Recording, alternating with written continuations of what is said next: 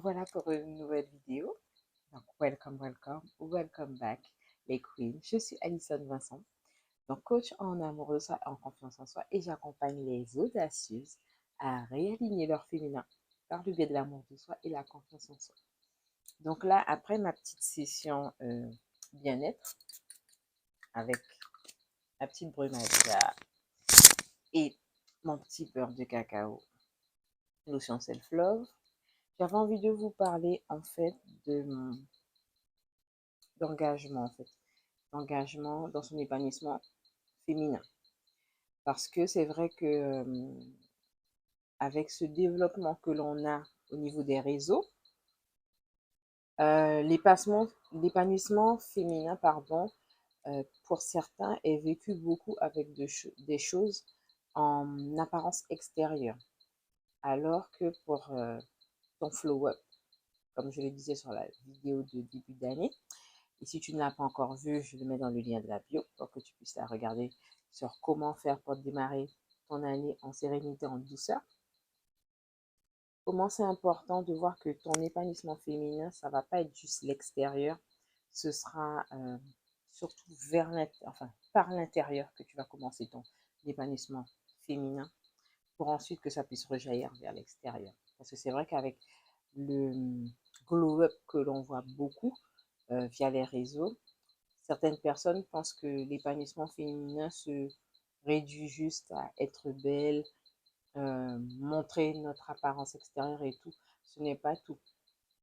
Ça fait partie de son épanouissement, de prendre soin de son apparence, parce que nous sommes des êtres humains et nous sommes sensibles à ce que nous voyons. Et justement, du fait de notre sensibilité à ce que nous voyons, ça nous permet de manifester les choses et de les concrétiser, de les faire naître encore plus vite. Parce que plus on prend conscience de sa sensibilité visuelle, plus ça nous permet d'avoir cette sensibilité euh, liée au spirituel pour manifester les choses. Parce qu'il faut que ce soit conscient dans le spirituel pour qu'après ça arrive dans le naturel. Donc c'est quand même important de prendre soin de son apparence, mais ce n'est pas juste lié à l'apparence en fait, de pouvoir euh, réussir à s'accomplir. Ce n'est vraiment pas juste ça. Donc ne pas se calquer que sur ça. L'épanouissement féminin aussi, ça va se travailler beaucoup sur notre façon où on travaille pour notre épanouissement, pour notre bonheur, pour notre joie de vivre, pour alors le mot je l'ai en portugais, bon, felicidade. Donc voilà, le fait d'être dans cet état de sérénité, de bonheur, de joie, en fait, sans attendre des choses en retour, sans se dire que les choses nous sont dues, en fait, mais qu'on a cette gratitude, cette sérénité, cette joie de vivre naturelle qui nous permet de nous mettre en action, en fait. Parce que pour qu'on puisse s'épanouir dans ce que l'on fait, on n'a pas besoin de motivation, mais on a besoin de faire les choses avec intention, parce qu'on n'est pas faite femme pour rester dans l'inactivité. C'est pour ça que vous voyez que la plupart des femmes sont très actives, elles sont dans des postes à responsabilité où elles sont très actives. Elles ont beaucoup utilisé leur énergie masculine dans ces postes à responsabilité. Et c'est un travail aussi de pouvoir équilibrer son féminin et justement d'utiliser ce féminin à notre avantage, pas juste pour notre aspect extérieur, mais surtout pour notre aspect intérieur. Utiliser notre énergie féminine pour mettre en avant nos talents, travailler nos talents, performer avec nos talents, faire en sorte que nos talents aident d'autres femmes à s'accomplir.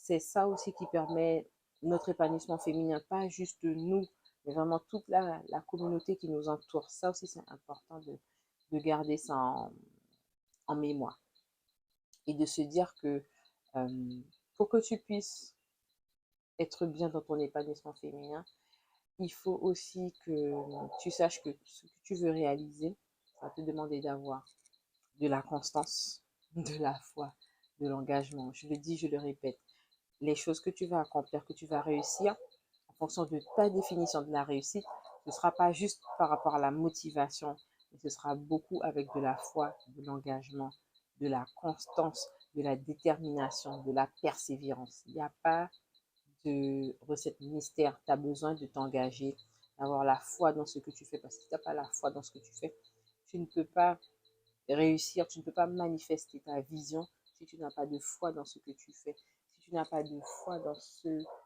en quoi tu veux investir ton énergie. Parce que quand tu as un projet, tu mets de l'énergie. Donc, si tu n'as pas la foi pour ça, tu ne pourras pas voir ton, ton projet se réaliser et pousser le plus loin possible. Donc, tu as besoin d'avoir de la foi. Ça, c'est vraiment important.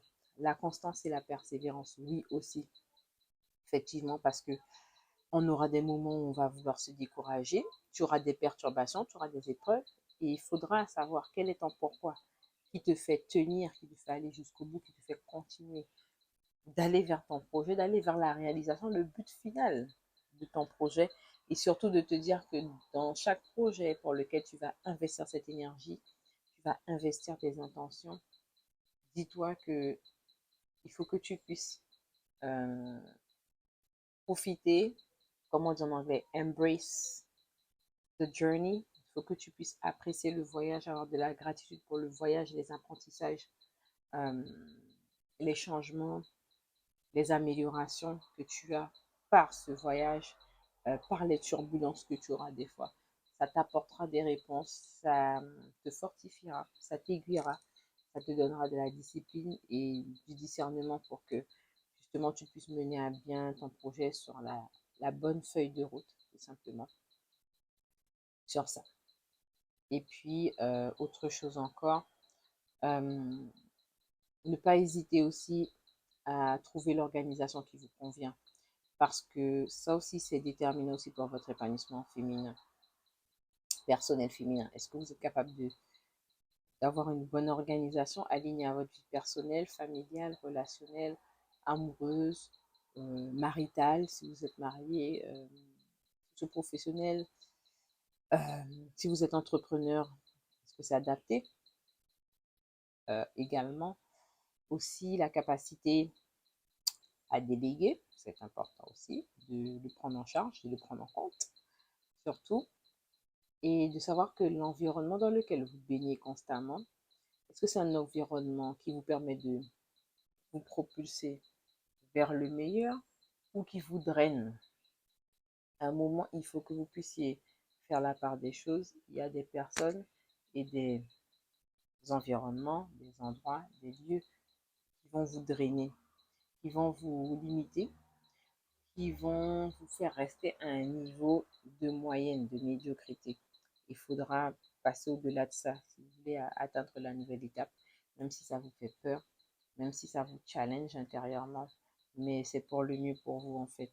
Et si vous savez que vous avez une vision de votre vie, un style de vie que vous voulez atteindre, ça va vous demander de travailler sur ces points bloquants, ces environnements limitants, parce que l'être humain est voué à évoluer, euh, être une meilleure version euh, alignée de soi-même, parce que de toute façon, évidemment, on tend à être une meilleure version de soi-même. Et je pense que être la meilleure version de soi-même, c'est surtout être aligné, être congruent entre ce que l'on dit, ce que l'on fait euh, et comment on agit aussi également, avec soi, mais aussi avec les autres. Parce que justement, en fonction de comment on agit avec soi, ça donne aussi des informations sur comment les autres se permettent de nous traiter, peuvent nous traiter. Et aussi avec les limites que l'on met en. Donc voilà, c'était ma petite vidéo de ce week-end. J'espère en tout cas que ça vous a plu. N'hésitez pas à liker, à commenter et à partager. Et nous, on se dit à très bientôt au mois de février